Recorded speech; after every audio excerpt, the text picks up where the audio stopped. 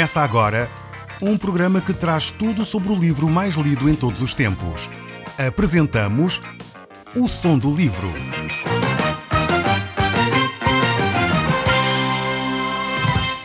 Seja muito bem-vindo. Neste podcast vai encontrar o livro mais conhecido e lido em todo o mundo. Vamos levá-lo numa viagem pela história da humanidade. Este é um audiolivro para si, para a sua família e sociedade em geral. Contextualização e comentários de Paulo Chaveiro. Nós temos estado a analisar o livro de Mateus, que pertence à Bíblia. A Bíblia é este livro que fala consigo e fala comigo. Nós temos estado a analisar, nestes últimos 2 programas, a vida de Jesus Cristo. Temos estado a ver como as profecias da Bíblia se cumpriram literalmente na vida de Jesus Cristo. E eu quero agradecer a todos os ouvintes que nos têm acompanhado e que nos têm feito, de alguma forma, um retorno daquilo que nós temos falado aqui. Se houver na sua mente alguma pergunta, que nos queira dirigir, sinta-se livre para o fazer. Nós teremos todo o gosto em responder. Se houver talvez alguma questão de recepção do sinal também, que não esteja em condições, agradecíamos que nos fizessem chegar essa informação para podermos melhorar a nossa transmissão e o nosso programa para si. Nós temos estado a ver, como eu já disse, a Bíblia. E temos estado a analisar o livro de Mateus. Já passámos pelo livro do Gênesis, terminámos o estudo desse livro e agora iniciámos o livro de Mateus no Novo Testamento. A Bíblia é dividida nessas 2 grandes secções, o Velho Testamento e o Novo Testamento. E nós temos estado a analisar um livro do Velho Testamento e agora vamos analisar um livro do Novo Testamento, que é o Evangelho de São Mateus. Se você tem uma Bíblia à mão, então eu desafiava-o a abrir neste momento no capítulo 2, pois nós iremos analisar ao longo deste programa esse mesmo capítulo. Terei todo o gosto em acompanhar consigo o estudo deste livro. Nós vimos já que este livro é dos Evangelhos o que fala mais das profecias do Antigo Testamento. Então vemos que neste Evangelho ele manifesta que Jesus Cristo haveria de nascer em Belém. Ele também fala acerca de que Jesus Cristo seria chamado do Egito, e é isso que nós iremos analisar hoje, mas também que haveria grande choro em Israel por causa do nascimento do Messias e por causa da maldade dos homens daquela época. Também ele fala acerca de como Jesus seria chamado, que seria chamado Nazareno. E isso é, mais uma vez, o cumprimento literal das profecias da Bíblia, do Velho Testamento, acerca da pessoa de Jesus Cristo. Fala-nos também, e vimos já, que estes sábios que vieram do Oriente, a qual nós chamamos normalmente os Reis Magos, em primeiro lugar, a Bíblia não falam que eram 3, mas falam que eles trouxeram ouro, incenso e mirra, e provavelmente é por causa das ofertas que eles trouxeram, que muitas vezes associamos que seriam eventualmente 3 Reis Magos que vinham do Oriente. Mas a Bíblia fala disso, e esse ouro, incenso e mirra fala do seu nascimento, da sua vida e da sua morte. Vimos também ainda como Isaías, um livro que foi escrito muitos séculos antes de Jesus nascer, que falava que este Messias iria ser envolvido com ouro e incenso, que fala da segunda vinda de Jesus Cristo. Não fala da mirra, que está alusiva à morte, portanto era um produto usado para a unção dos mortos naquela época, e então a mirra está associada a esse aspecto. E relativamente à vinda de Jesus Cristo, a segunda vinda de Cristo, fala simplesmente do ouro e do incenso, no sentido de que ele virá como um rei para reinar sobre toda a terra. Este é o que a Bíblia fala acerca da pessoa de Jesus Cristo. E nós encontramos agora no Evangelho de São Mateus, no capítulo 2, verso 12, e estamos a ler este texto, ver o que é que aconteceu na vida de Jesus. Diz o texto assim: sendo por divina advertência prevenidos em sonho, para não voltarem à presença de Herodes, regressaram por outro caminho à sua terra. Isto está a falar acerca dos magos. Eles tinham ido ao palácio, como é do conhecimento, e nós falámos no último programa sobre isto. Os magos tinham ido até ao palácio de Herodes, pois eles sabiam que haveria de nascer o rei dos judeus. Normalmente um rei nasce num palácio, e por isso estes magos que vieram do Oriente, estes reis que vieram do Oriente para adorar este menino que havia de nascer, foram ao palácio como era natural.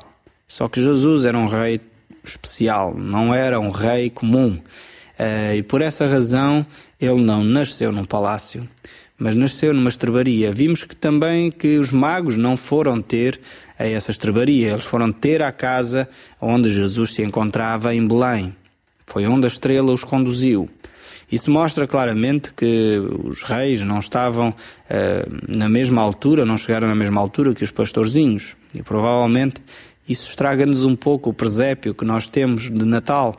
Mas, para todos os efeitos, é aquilo que a Bíblia diz. Eu acho que mais importante do que as nossas tradições e aquilo que nós pensamos é, de facto, aquilo que a Bíblia diz.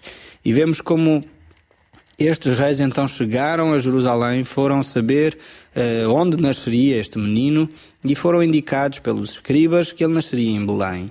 E dirigiram-se até Belém. E agora estavam lá, adoraram o menino e agora era a altura de regressar a casa. E como eles tinham sido desafiados por Herodes para voltarem lá ao palácio e avisar onde o menino estava, eles talvez tivessem essa intenção. Eram homens de palavra, eram homens que eram de honra e provavelmente eles iriam passar por lá de novo para dizer a Herodes: olha, o menino está neste sítio, em Belém. Mas Deus sabia quais eram as intenções do coração de Herodes.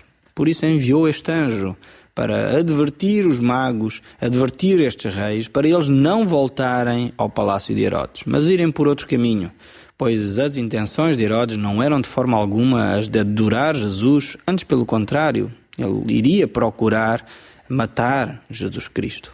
Por isso o texto continua dizendo: dispondo-se ele, José, está a falar acerca de José, tomou ele de noite o menino e a sua mãe e partiu para o Egito, e lá ficou até à morte de Herodes, para que se cumprisse o que fora dito pelo Senhor, por intermédio do profeta.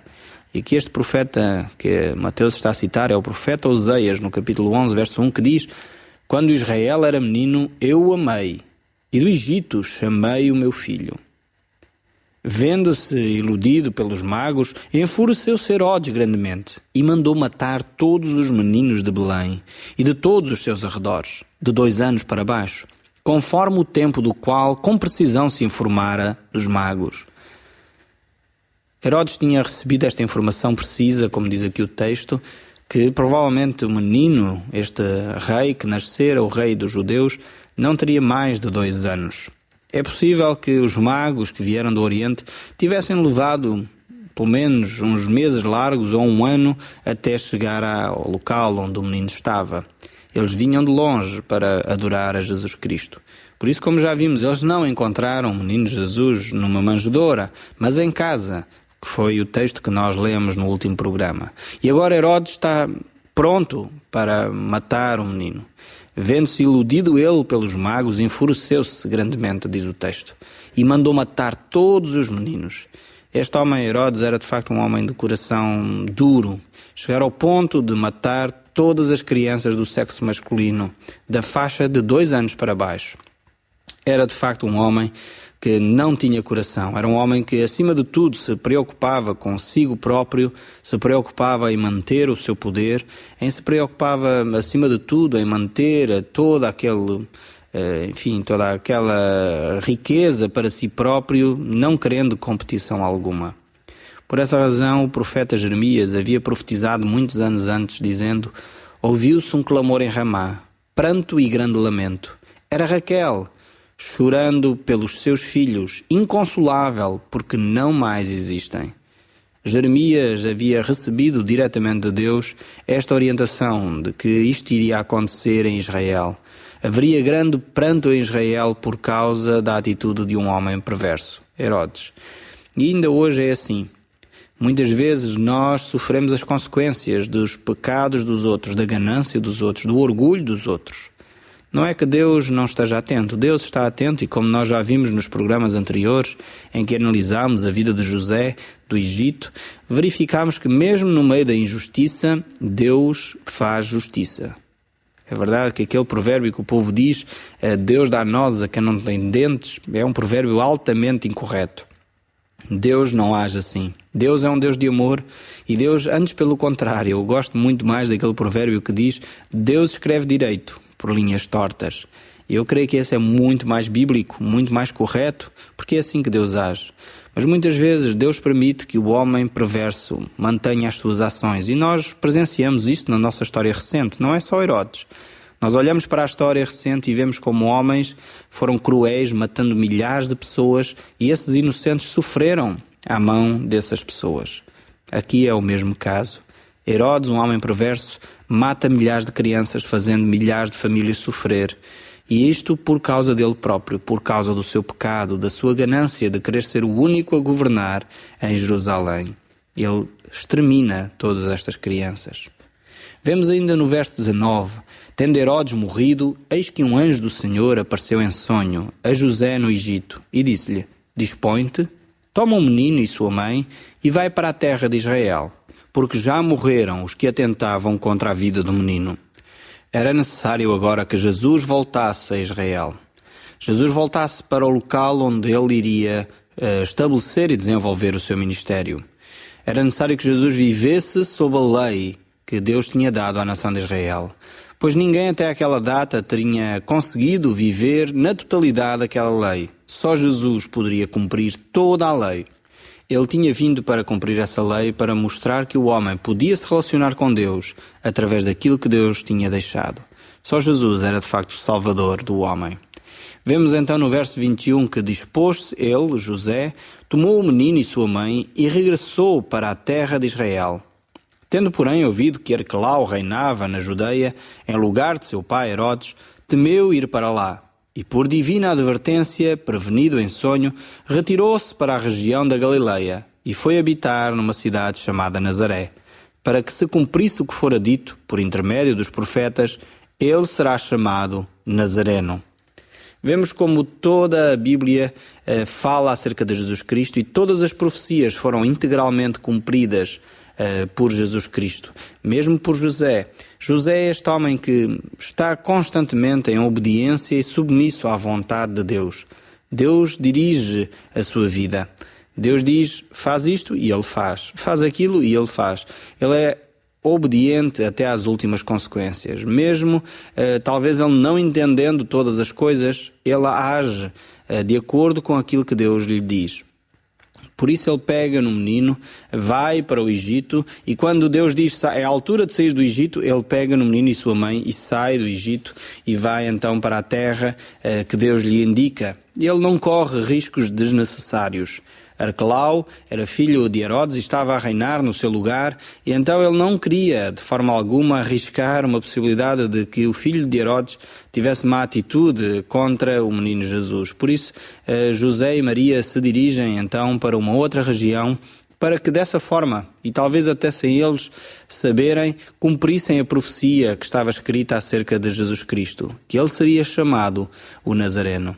Vemos que depois nessa região Jesus desenvolve a sua vida, a sua juventude, vive nessa região, e é Deus quem faz todas as coisas. Deus dirige toda a vida de Jesus, e é de facto milagre após milagre que vemos como a vida de Jesus é preservada, como a vida de José e Maria são fundamentais para a segurança deste menino que estava vulnerável, que era o próprio Deus entre nós, que era Emmanuel, Deus conosco.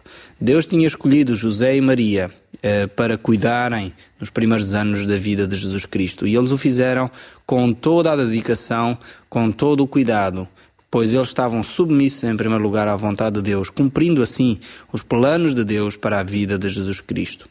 Às vezes nós próprios na nossa vida, sem nos apercebermos, mas se formos obedientes à palavra de Deus, certamente estamos cumprindo muito da vontade de Deus para nós.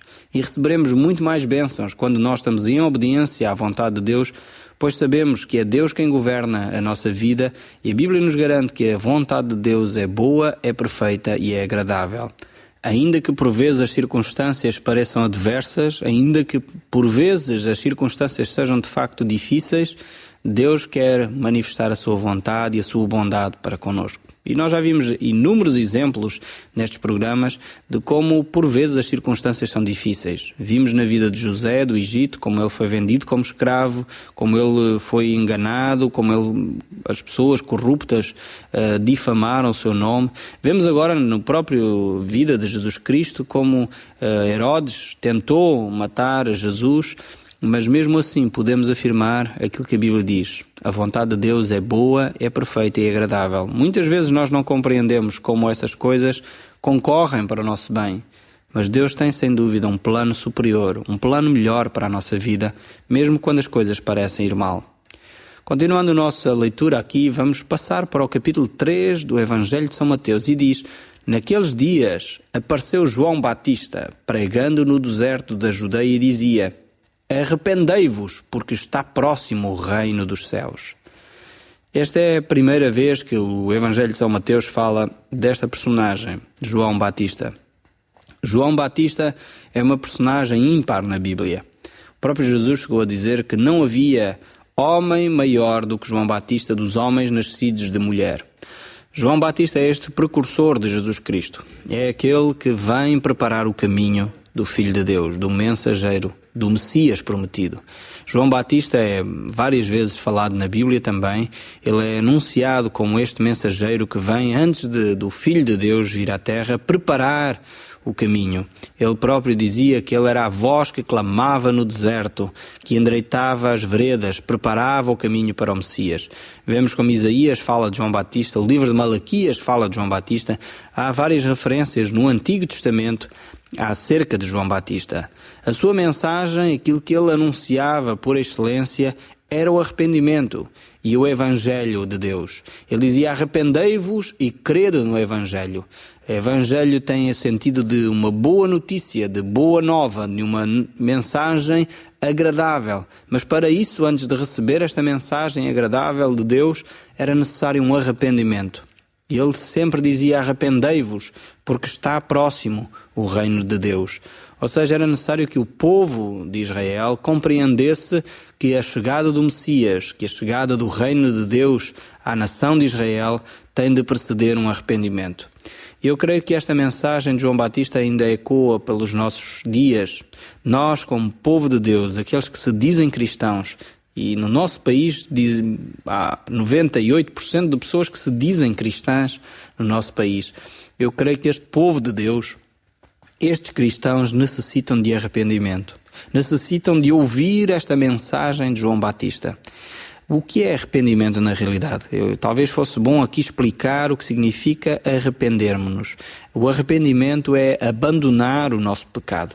As nossas práticas comuns que desagradam a Deus, as nossas práticas do dia a dia que são contrárias à Bíblia, nós devemos nos arrepender. Significa que nós devemos virar costas a estas atitudes, a estas palavras, a estas maneiras de estar e de ser na nossa vida. Arrependimento significa exatamente isto. Significa que é uma mudança de vida, é um rumo diferente, é uma nova caminhada que nós estamos a fazer. Então João Batista está a dizer para si também: arrependa-se. É a altura de nos arrependermos como povo de Deus. É a altura de voltarmos para Cristo. Eu creio que muitas vezes nós temos que nos arrepender, talvez das nossas tradições, talvez da nossa religiosidade. E eu falo muito até para aqueles que muitas vezes pensam que são cristãos genuínos e verdadeiros. Muitas vezes nós vivemos tradições que nada têm a ver com a Bíblia. Nós precisamos de nos arrepender dessas tradições e voltar para a pessoa de Jesus Cristo. A mensagem de João Batista era: arrependei-vos, porque é chegado o reino dos céus. É chegado o reino de Deus. Arrependei-vos e crede no Evangelho. O que é o Evangelho de Jesus Cristo? O Evangelho de Jesus Cristo é que Jesus Cristo morreu, ressuscitou e subiu aos céus para que nós pudéssemos ter uma relação profunda e séria com Deus. Esta é simplesmente a mensagem do Evangelho, é que o homem tem uma solução para o seu relacionamento com Deus. E quando o João Batista andou neste mundo, ele andava a anunciar o arrependimento e que as pessoas deveriam crer no Evangelho. E eu lanço-lhe o desafio neste momento, assim que me está a ouvir: arrependa-se, creia neste Evangelho que era anunciado por João Batista, creia neste Evangelho que era anunciado pelo próprio Jesus Cristo. Nós necessitamos de nos arrepender e voltar a esse primeiro amor. O livro do Apocalipse, talvez você já ouviu falar dele, é o último livro da Bíblia, o último livro do Novo Testamento. Fala das várias igrejas, e uma destas igrejas era a igreja de Éfeso, uma igreja que se situava na região de Éfeso. Ainda hoje existe esta região, mas uma igreja que se localizava naquela região. E Deus, ao falar desta igreja, fala que ela tinha algo que lhe faltava. Era uma igreja que até tinha condições, vivia a sua vidinha religiosa, mas faltava-lhe algo.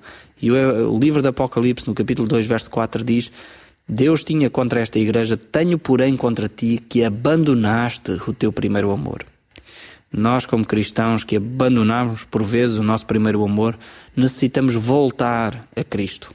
Necessitamos de nos arrepender dos nossos pecados, abandonar esse pecado de mornidão, esse pecado de indiferença à palavra de Deus, esse pecado de indiferença à pessoa de Jesus Cristo, em que a vida e a obra de Jesus praticamente não nos diz nada, a não ser no Natal e na Páscoa. Nós necessitamos voltar a Jesus Cristo. E quando nós voltamos a Cristo, então faz algum sentido essa boa nova do Evangelho.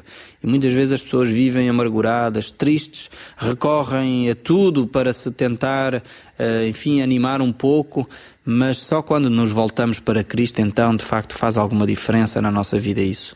Essa paz de Deus, que excede o entendimento, ela pode guardar o seu coração nesse momento, mas é necessário começar com um passo. E esse passo é o arrependimento. Diga a Jesus Cristo: eu me arrependo de todo o meu pecado. Eu aceito esta dádiva que tu me ofereces, que é a vida eterna. Eu a aceito pela fé, por causa da obra que tu fizeste, da tua morte e da tua ressurreição. Eu te agradeço, Senhor Jesus, por essa nova vida que tu me dás. Esta é a oração e este era o apelo que João Batista fazia a todos aqueles que viviam no seu tempo. E é o mesmo apelo que Deus nos deixa ainda hoje. Continuando a nossa leitura, para terminar, diz o texto: usava João vestes de pelos de camelo e um cinto de couro, e a sua alimentação era gafanhotos e mel silvestre. Então saíram a ter com ele de Jerusalém, de toda a Judeia e toda a circunvizinhança do Jordão, e era por ele batizado no rio Jordão, confessando os seus pecados. Vendo ele, porém, que muitos fariseus e saduceus vinham ao batismo, disse-lhes: raça de víboras, quem vos induziu a fugir da ira vindoura? Produzi, pois, fruto digno de arrependimento. E não comeceis a dizer entre vós mesmos: temos por pai a Abraão, porque eu vos afirmo que destas pedras Deus poderá suscitar filhos de Abraão. A mensagem de João Batista era bem dura, mas era muito direta. João Batista era um homem frontal que não aceitava qualquer tipo de hipocrisia. Por isso ele dizia na cara das pessoas aquilo que tinha que ser dito. Por isso ele era frontal com estes homens que viviam a sua religião sem que, na realidade, a sua vida refletisse os princípios e aquilo que eles acreditavam. Por isso ele dizia: mostrem esses frutos de arrependimento, mostrem na vossa vida que verdadeiramente querem seguir a Deus. E é este o mesmo apelo que eu deixo para si. Viva a mensagem do Evangelho. Não só tenha um conceito na sua cabeça, não só adquira essa vontade de querer seguir a Cristo, mas viva no dia a dia, na prática, aquilo que aprendeu acerca de Jesus Cristo. Nós iremos continuar a olhar para a vida de João Batista no próximo programa. O Som do Livro, uma produção da Rádio Transmundial de Portugal.